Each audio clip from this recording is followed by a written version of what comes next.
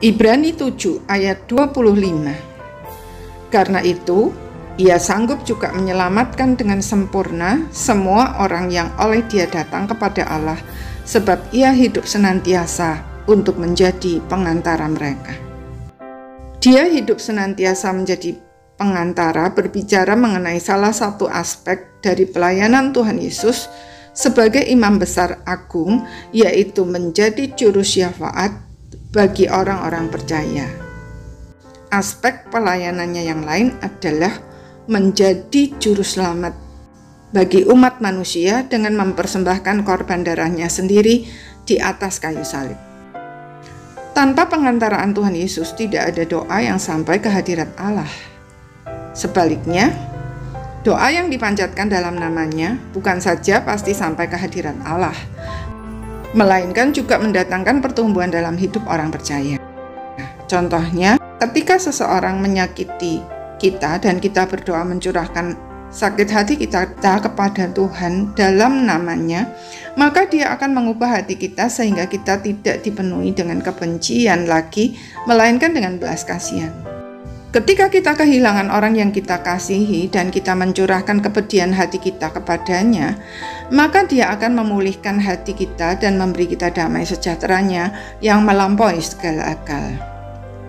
Jika hal ini kita lakukan terus-menerus, maka tanpa kita sadari, kita sudah bertumbuh semakin serupa dengan Tuhan Yesus. Aspek terus-menerus ini sangat penting. Teks asli dari Ia sanggup juga menyelamatkan dengan sempurna semua orang yang oleh Dia datang kepada Allah, menyiratkan makna terus-menerus.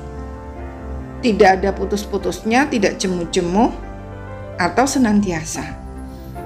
Artinya, sekalipun Dia selalu ada dimanapun, kapanpun, dan dalam situasi apapun, pelayanannya sebagai pengantara atau juru syafaat itu hanya efektif bagi orang yang terus-menerus berdoa. Tentu saja bukan berarti harus selalu dalam sikap formal. Kalau demikian, maka tidak ada waktu untuk bekerja dan bisa jadi justru menjadi batu sandungan bagi orang yang belum mengenal Kristus. Menyediakan waktu khusus untuk berdoa dan merenungkan firman Tuhan setiap hari itu sangat penting.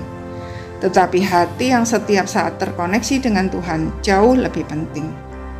Melalui waktu-waktu khusus, kita membangun fondasi dari relasi pribadi kita dengan Tuhan, mengenal Dia lebih dalam, mendengar arahannya, tegurannya, pengampunannya, dan penghiburannya, serta belajar membedakan suaranya dengan suara-suara yang lain, dan lain sebagainya.